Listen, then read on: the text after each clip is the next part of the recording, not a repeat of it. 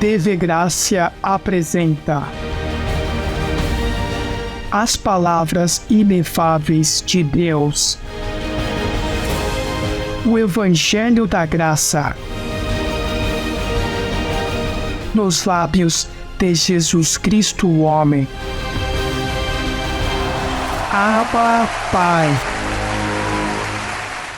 Com tão pouco, muito pode ser feito, mas depende da vossa vontade.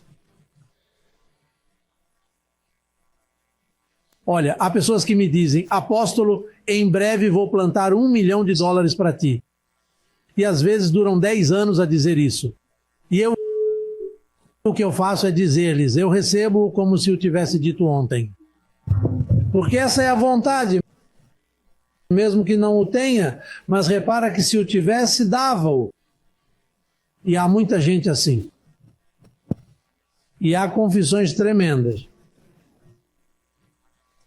Mas a vontade vem primeiro, porque se não houver vontade, não é bom. Porque assim damos por dar. Há pessoas que dão assim: eu dei porque tive pena dele. Tive pena dele. É assim que a religião dá.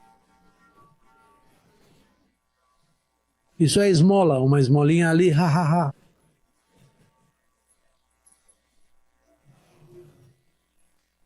Bem, então acho que olhando bem para o tempo, há um versículo bíblico que sempre me chamou a atenção, e ele se encontra na primeira carta aos Coríntios, capítulo 13, versículo 8 a 13. Vamos lê-lo e aprender com ele. Quando todos o tiverem, digam aleluia.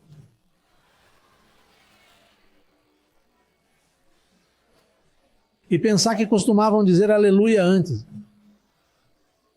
Sabem como costumavam dizer? Costumavam dizer aleluia. Mas depois de serem iluminados, dizem: já não podem dizer isso. O amor nunca deixa de ser. Mas as profecias se acabarão. Falando do futuro. Porque Paulo sabia que eles iam continuar a dar profecias.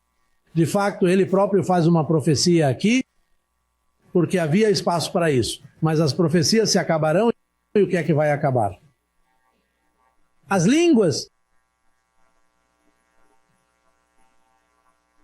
Reparem, mas até que venha o perfeito, diz ele. É a lei, a ciência, porque a ciência não acabou. Porque em parte conhecemos e em parte profetizamos. Mas olha o que ele diz: mas quando vier o perfeito. Então, o que é em parte se acabará, e o que é em parte? As profecias, as línguas. Eu pensava que quando ele dizia quando o perfeito vier, era quando o fim chegasse, que todo o evento terminasse. E naquela época pensávamos que Cristo veio e o mundo acabou, que o mundo explodiu e pronto.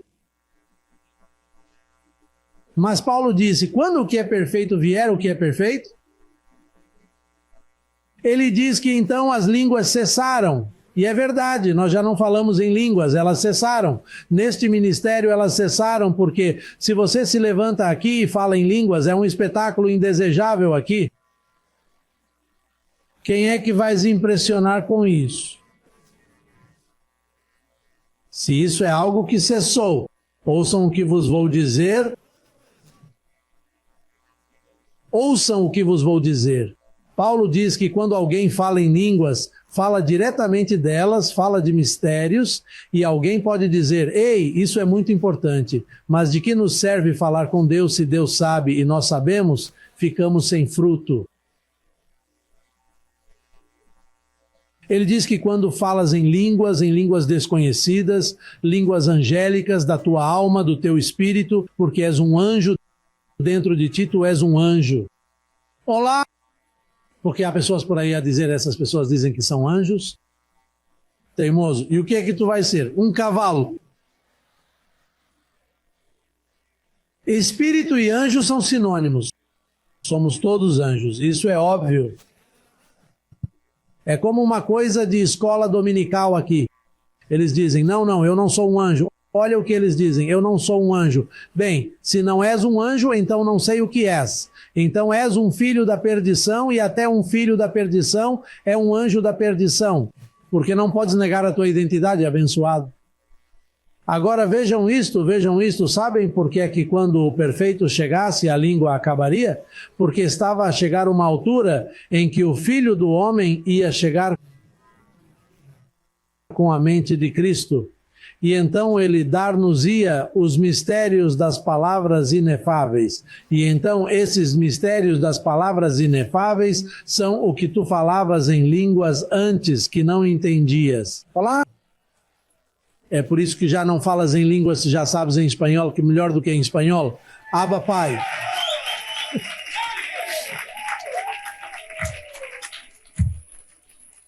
Imagina se vem um pentecostal e me diz Ramakassamarakatarama, mas olha, é melhor dizer Colossenses 2:10, nele somos completos e nada nos falta. Aqui um pentecostal bate. Aqui, a igreja pentecostal é uma criança. É por isso que Paulo estava dizendo a eles, vocês são crianças em Cristo. Eu dei a vocês para beber leite, porque vocês não eram capazes, nem mesmo capazes de fazer isso. Paulo não conseguia falar com essas pessoas. É por isso que para a igreja, para os coríntios, ele estava a falar sobre a ceia do Senhor, que o cabelo comprido numa mulher é um símbolo de autoridade. Mas ele estava a falar com pessoas carnais. Ele estava falando com pessoas que não conheciam as palavras inefáveis. Veja, eles estavam falando em línguas. Tudo era em línguas. Então ele disse a eles, para que serve isso? Se a língua não tem interpretação, de que vos serve falar em línguas? Os católicos carismáticos estão agora a jogar o jogo do falar em línguas.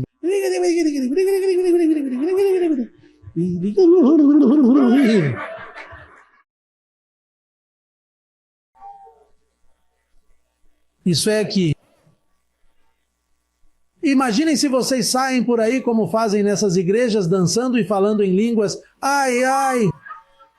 Imaginem, diríamos, parem esse louco.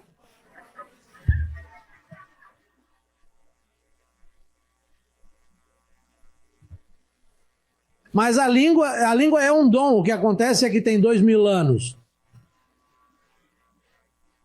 É muito antiga. Haha. Assim como é que é o outro verso, desculpem, toquem no... Diz, quando eu era uma criança em Cristo.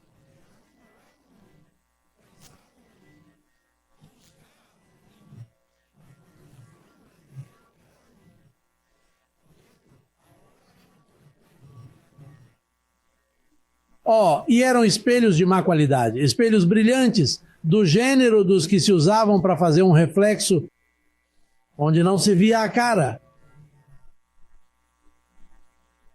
Não eram aqueles espelhos de aumento que as mulheres usam hoje em dia, onde se vê o mais pequeno pormenor. Não era assim, era um espelho muito opaco. Ele diz que agora vemos por espelho obscuramente, disse Paulo, mas ainda quando vier o perfeito. Reparem que o perfeito veio com a vinda deste ministério. Em 1973, a perfeição veio sobre a terra. Vejam, quando o perfeito vier, então veremos cara a cara. É por isso que agora não é preciso procurar Deus nas nuvens ou dizer, onde está Deus, se for cara a cara?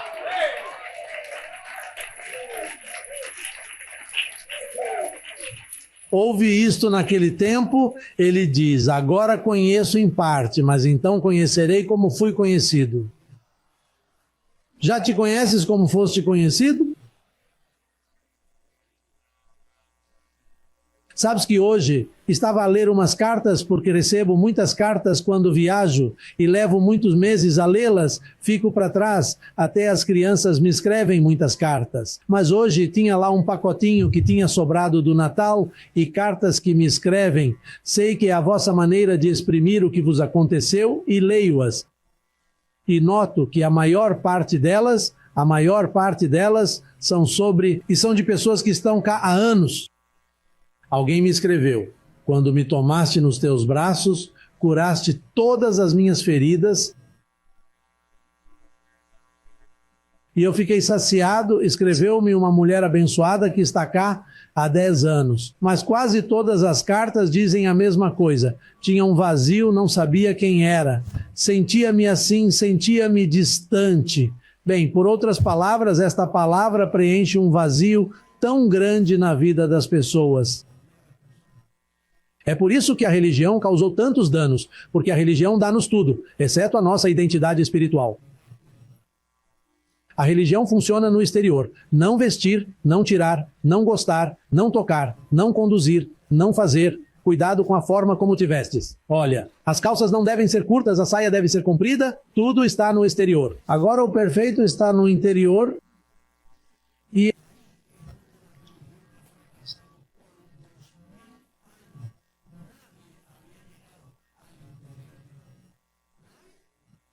nenhuma religião tinha chegado ao interior, porque o Senhor reservou isso para si.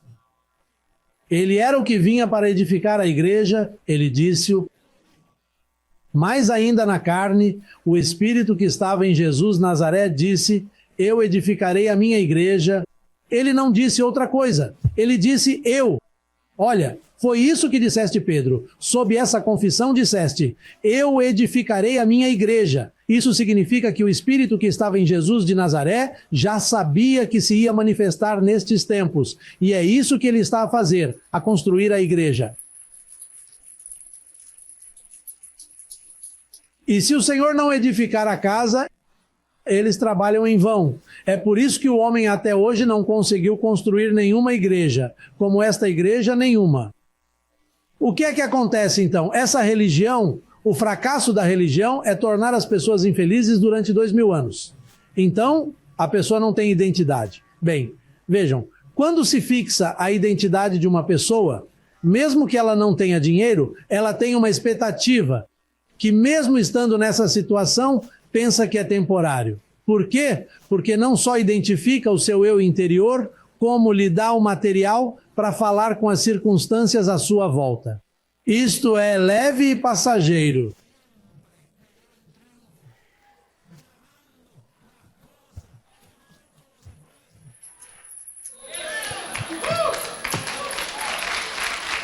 Alguns de vós tiveram o privilégio de ficar sem dinheiro para aprender. Quando eu vim para cá, bem, vim para ficar em casa de uns parentes meus. A minha irmã, a que nasceu depois de mim, é casada com um cubano. E assim, quando Deus me disse para me mudar, Deus disse-me para me mudar para aqui. O meu pai, quando me disse, mudou-se para Miami. Por isso, telefonei-lhes e disse-lhes, aquele quarto que tem nas traseiras chama-se um apartamento de sogro, um quarto que se usa para os sogros. Portanto, a casa deles tinha um quarto. Foi por isso que lhes disse, então tem no vazio? Sim. Vai ficar vazio esta semana. Por favor, deixem-me esse quarto, porque a ordem de Deus era ir lá. E eu cheguei, imaginem, com 5 crianças, 7 num quartinho. Mas a ideia era chegar lá, não era como eu ia chegar lá. Depois que eu chegasse, isso era o importante. Então eu estava a contar-lhes e eu não tinha nada. Não? Até eu vi um milagre tão grande que, quando fui para o aeroporto com toda a minha família, e pedi os bilhetes quando ainda havia a companhia aérea Eastern. A senhora deu-me um bilhete. Passou o cartão e aprovou o bilhete. E depois eu disse-lhe, mas estes são todos os bilhetes? Não, não, isso é para si. Para a família também? Sim. E depois, como eu estava com pressa, ela não voltou a verificar o crédito. Veja por que é que ela me deu um. Depois deu-me os outros bilhetes e disse, assine aqui. E eu comprei os outros 6 bilhetes porque a linha de crédito era de cerca de $100. Nem sei como é que os comprei. Estava a andar por ali com fé.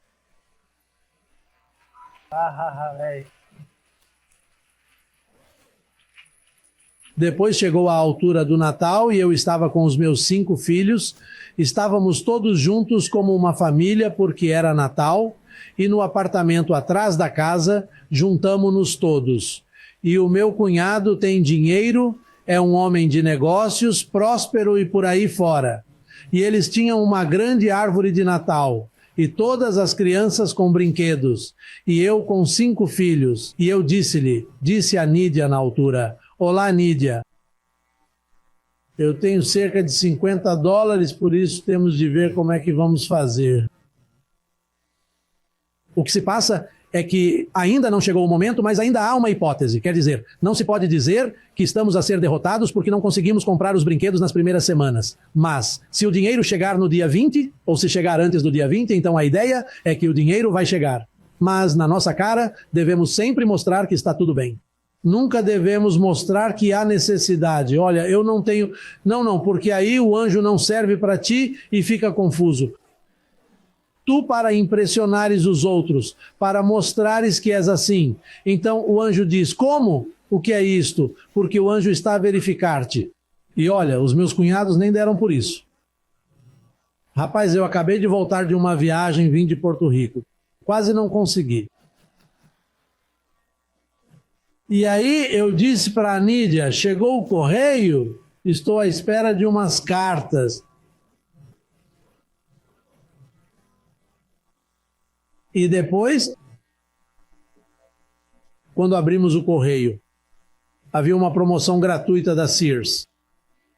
Tinham cancelado o meu cartão porque o meu crédito estava a ser afetado, não veem que eu desisti de tudo e por isso cancelaram-no.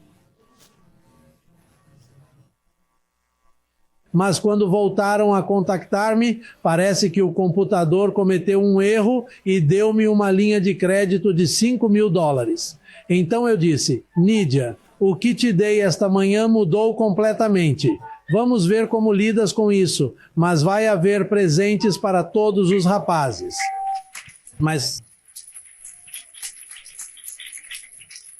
quer dizer, não só nos identifica e nos dá identidade, como nos dá o material para lidar com as circunstâncias.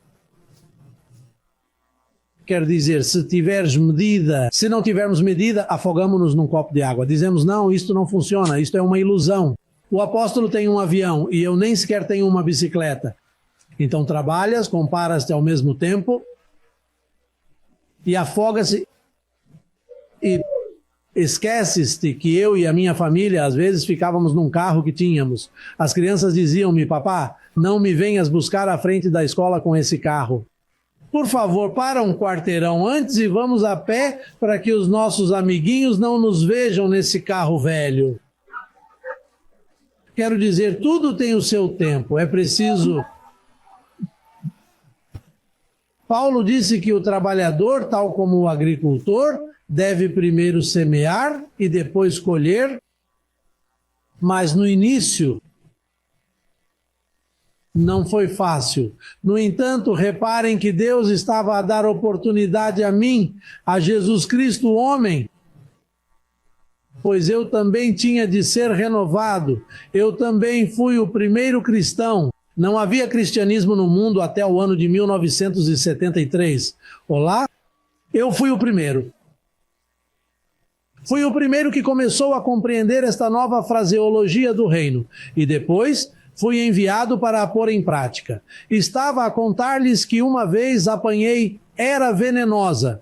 Uma doença de pele, não sei como se diz em inglês, mas é uma planta que nos dá alergias e chama-se... pringamoça. E isso dá uma forte alergia ao corpo. E depois começou a espalhar-se, e atingiu as pernas, o peito todo, o corpo todo. E então eu disse, se não me puser na cara, posso usar um fato e ninguém vai notar. Sim, é verdade, a pele ficou muito vermelha, isso é muito intenso. E depois disse, não deixes que me suje a cara porque assim não posso pregar. Imaginem, eu todo inchado a falar de prosperidade e cura. E mesmo que eu esteja doente, eu prego a cura, mesmo que ela se manifeste. Mas eu estava a começar naqueles dias. Imagine, o grande pregador de cura, e ele está todo inchado.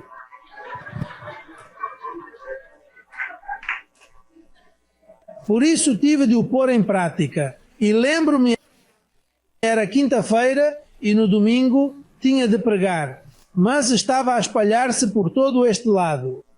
E isso causou-me um grande desconforto. E eu disse ao meu corpo, dou-te uma ordem, não me humilhes mais. declarei-me saudável com convicção, ou ficas saudável, ou vamos ter problemas. Quero dizer, porque às vezes ficamos muito zangados com certas coisas, e lembro-me que até a Nídia se assustou e me contou: o que é que aconteceu? E eu disse-lhe: bem, a minha alergia desapareceu. E fiquei saudável. E eu disse: ei, espera, isso são pormenores que o Espírito nos dá. Então comecei a cultivar essa cura. Confesso-a para a prevenir, mesmo que não esteja doente. Não espero até estar doente para confessar a cura. Eu acordo de manhã e digo que sou saudável e completo. Dizer que é saudável mesmo na casa de banho, confessá-lo sempre. E até agora nem sequer tenho seguro de saúde.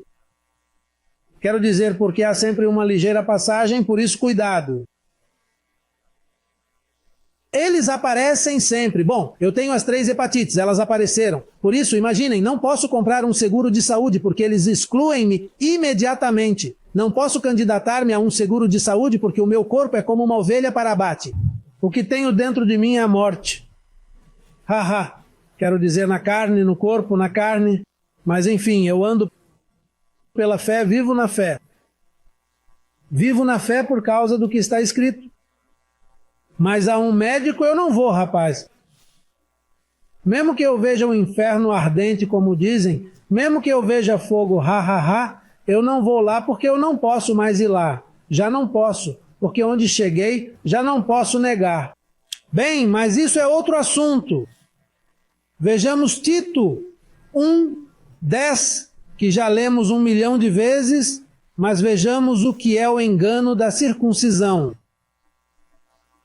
Porque diz que os da circuncisão, ou seja, os 11 apóstolos, a mensagem de Jesus de Nazaré, a mensagem dos católicos, de todos os protestantes do mundo inteiro, é uma mensagem perturbadora. É isso que eles pregam por lá. Mas, crescendo em graça, está isento disso. Aqui pregam apenas e só a incircuncisão, sem acrescentar nada e sem tirar nada. Agora Tito diz, é Paulo falando para Tito. Ele escreveu isso para ele, porque ainda há muitos homens teimosos e faladores de vaidades. Olha, diz ele, faladores de vaidades, lembras-te quando te disseram que quando o Senhor vier, andaremos por ruas de ouro e mar de vidro? Bem, se não suportam que eu tenha um anel aqui, bem, não podia suportar isso antes, porque o ouro era pecado e vaidade. E lembras-te de quando fomos enganados com aquelas palavras vãs, para além do sol, enquanto eu estou a morrer aqui. Eu tenho uma casa, mas aqui não tenho nada. Não lembram-se dessas canções? Faladores de vaidade. Estão sempre a falar de quando o Senhor vier, quando isto acabar, haverá um mar de vidro. Por que é que queres um mar de vidro? Acho que não haverá peixes. Ou sapos, porque é feito de vidro. Ruas de ouro. Por que é que queres ruas de ouro? Achas que vais ter lá um carro e sujar o ouro? Ou que vão ter outras coisas. Sim, porque eles pensam assim. Ouvi na TVM, que é um canal muito prestigiado, ouvi um louco dizer que o tinham levado para o céu e que Jesus Cristo tinha 2 quilômetros de comprimento. Não, desculpem. O Pai tinha cerca de 1 quilômetro de altura e o Filho tinha a altura de um ser humano, né? Ou seja, Jesus Cristo. E que depois Jesus Cristo disse-lhe, anda, eu mostro-te. E levou-o. E que havia um elevador que era feito de diamantes, só feito de diamantes, por isso os botões eram feitos de diamantes. Mas qual é a ideia disso? Esses são faladores de vaidades, eles só falam de vaidades, coisas vãs que não tem nada a ver com o evangelho da incircuncisão. Mas lembrem-se, João estava sempre a ver lagos de fogo e enxofre. Qual é o objetivo? Para que é que eles vão pegar no teu espírito e atirá-lo para um lago de fogo? Se os espíritos não ardem, o espírito é intangível. Portanto, o fogo de que se fala aqui é o fogo que conhecemos, que queima, que nos fere, que nos faz bolhas e provoca inchaço. Então, qual é a ideia disso? Não faz sentido o medo que a circuncisão nos dá. Aquilo é o inferno de Dante, ali vêem-se as almas do purgatório. E um tridente como aquele, vê-se um demônio com a pele bronzeada, cor de carvão, com uns chifres assim. Mas se a Bíblia diz que Satanás era um anjo lindo, uma criação de Deus, Deus não faz pássaros assim. Então essa gente é faladora de vaidades, quanto mais que se a Virgem apareceu, que se a Virgem Maria apareceu, ela tem uma mensagem escondida e eles vão dizer-nos. Estão a ver? Tudo isso são medos e todas essas coisas são vaidades, são faladores de vaidades. Estou farto disso. Estou farto de ouvir estas pessoas falarem de vaidades, mentiras e disparates. O arcanjo Miguel a pisar uma cobra deste tamanho. Isso são símbolos, tudo isso são símbolos. Então, gente, imagina quando você era criança, você ouvia tantas coisas. O que isso faz com as crianças é que isso engana-as, porque as suas mentes estão cheias de medo. E depois, no momento em que vem o padre que vem, tão respeitoso, e depois as experiências que por vezes tem com esses padres e a freira-mãe que, se repara que és canhoto, obriga-te a escrever com a mão direita. Por amor de Deus, eu não consigo escrever com a mão esquerda, escrevo com a direita. Mesmo que tente, não consigo porque senão escrevo um disparate tremendo. E bem, essas experiências que tem, por exemplo, aqueles que estudaram em escolas católicas. E a hipocrisia que existia, os miúdos que saem dessas escolas católicas não querem saber de religião, por causa das coisas que viram lá. Voltemos ao versículo 10. Porque há ainda muitos desordenados, faladores de vaidades e enganadores. Escutai isto. E enganadores, principalmente os da circuncisão. Sim, porque havia os saduceus, havia os fariseus. Mas aqui ele está a falar sobre os da circuncisão. Os 11 apóstolos de Jesus de Nazaré são os maiores enganadores. A começar por Pedro e João. João chegou mesmo a dizer que Jesus Cristo era um advogado. Sim, a ideia deles não é apresentar-vos como totalmente perdoados. A ideia deles é dizer-vos que ele vos ama e vos perdoa, mas que precisam de um pouco mais para serem. Se alguém pecou, temos um advogado junto de nosso Pai, o Senhor Jesus Cristo. E desde quando Cristo é um advogado? Ele resolveu o caso há 2000 anos. Sim, a ideia deles é encontrar uma forma de vos manter enganados e enfeitiçados. É assim que o mundo é hoje. Mas os pastores que nos criticam não podem dar mais. Gostaríamos que fossem, por vezes, mais normais ou mais conhecedores. Mas não podem dar mais. Todos esses pastores, todos esses em Miami. Falemos do nosso território. Não vi lá um pastor normal. Ou seja, os entendidos saem, mas é porque têm de ler, porque se não lerem, eles têm um véu que não podem ver. Vamos para o versículo 11. Vejam o que diz. Cujas bocas devem ser tapadas. Precisamente, reparem como se pode tapar-lhes a boca. Agora, há uma fita adesiva, é feita de alumínio. Mas se a usarmos, estamos a desrespeitá-los, não é? Ele diz que eles perturbam-nos. Essas pessoas perturbam-nos, pouco a pouco estão a perturbar-nos. Vais ter com o pastor e dizes-lhe, olha, é isto que me está a acontecer.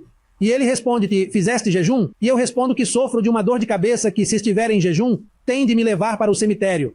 Mas eles dizem-te, tens de jejuar. E depois perguntam-te, tens lido a Bíblia ultimamente? Não tenho podido porque me dói a cabeça. Tenho andado perturbado por causa disso. Ah, mas se não leres a Bíblia, os demônios vão entrar em ti. Como assim? Os demônios vão entrar em mim. Claro, porque Satanás é como um leão que ruge. Por isso, para manter os demônios afastados, temos de rezar e ler a Bíblia. É a única coisa que nos vai ajudar a evitar que isso aconteça. Então isso começa a funcionar, começa a perturbar-nos. E começamos a sentir coisas porque a carne tem bruxaria nela. Um dos atributos da carne é a feitiçaria. E depois tens um pesadelo em que aparece uma cobra e quase te morde. A perturbação começa a funcionar.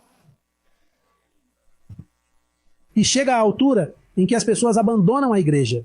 Tenham cuidado com elas, porque se falarem com elas sobre religião, elas dizem, não me fale sobre isso, porque essa mensagem é perturbadora.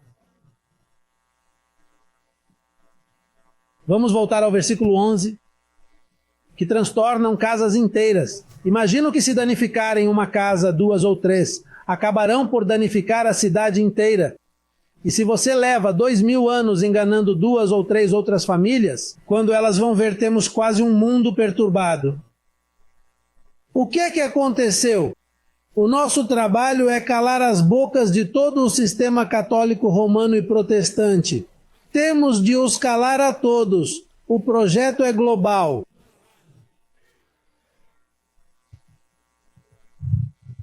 Quero dizer, e não pensem que o José Luiz o vai fazer. O meu pai, aquele que habita em mim, ele sabe como o fazer. Ele tem os seus métodos e as suas coisas. Olha, num erro que se cometeu lá, veio a baila que eu falei para 4 milhões de uma vez. 4 milhões e eles lutaram para nos dar esse tempo. Isso teria custado uma pipa de massa. Mesmo de graça. Bem, Deus é que tem essa organização. Eu não posso governar. Eu, José Luiz, não posso governar isso. Mas Deus, que é o vosso Pai, é quem organiza tudo quando quer. Agora vejam o que eles fazem. Qual é o objetivo desse ensino? Ensinando por ganância desonesta o que não convém. Sim, porque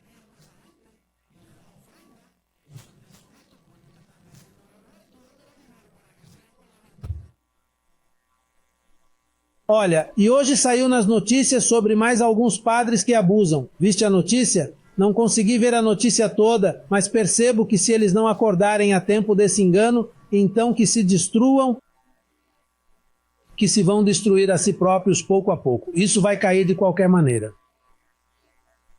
O anjo que confundiu João disse-lhe que num dia, a grande rameira, os mercadores da terra iriam lamentar-se.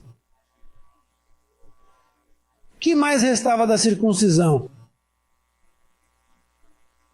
Ensinando por ganância desonesta o que não convém. Portanto, é um futuro incerto. O que eles oferecem. Não sabem o que vai acontecer.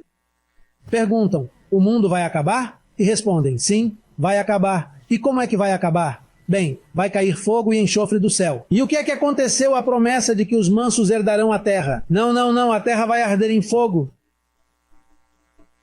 Mas então não vamos morar com ele aqui para sempre com corpos glorificados? Não, mas primeiro vem uma explosão e depois vem 1000 anos de tribulação. Eles, essas pessoas, não sabem no que acreditam nem o que afirmam. Reparem que é assim, que todos os graus que estão no livro do Apocalipse, todos eles diferem.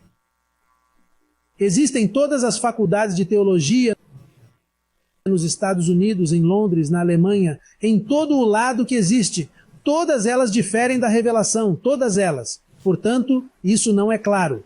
Bem, se o próprio João diz, vi e não compreendi, ouvi e não compreendi. Bem, o que é que aqueles que o estudam vão entender? Imaginem.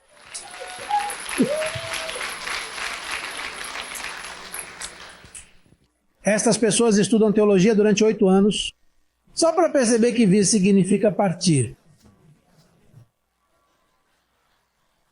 Portanto, se vieres a este edifício e vires que diz entrada, entrada significa saída. Portanto, a saída é a entrada. E Irmão, é contra isso que estamos a lutar. Contra essa serpente enganadora da circuncisão, contra o falso evangelho de todos os protestantes, todos os pentecostais, baptistas, carismáticos, mórmones. Tudo o que é pregado por aí não é o verdadeiro evangelho. Há que ser claro quanto a isso. E é tão claro que nós temos a evidência. Somos irrefutáveis, ou seja, ninguém pode vir até nós com histórias. E eles pensam que falando mal de mim e gerando dúvidas, vocês vão se embora daqui. Mas graças à firmeza que tens, pelo contrário, o que fazem é afirmar-te mais. Se fossem sábios, não tocariam no assunto, porque tocar em nós é como aquele filme dos Gremlins, que se molharam e se multiplicaram.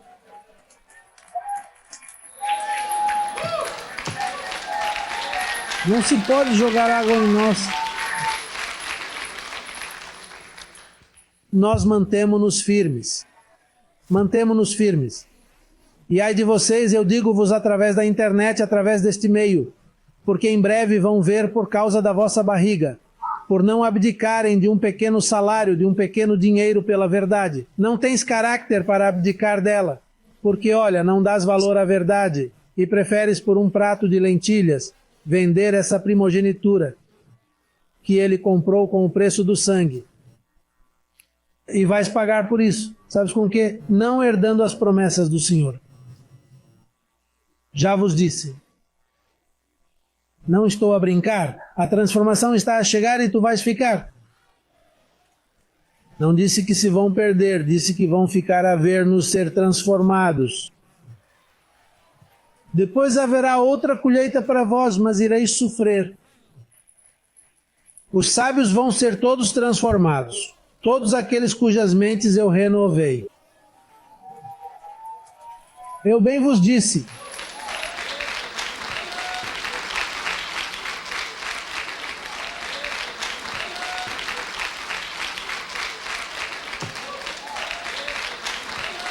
Eles vão perder a transformação.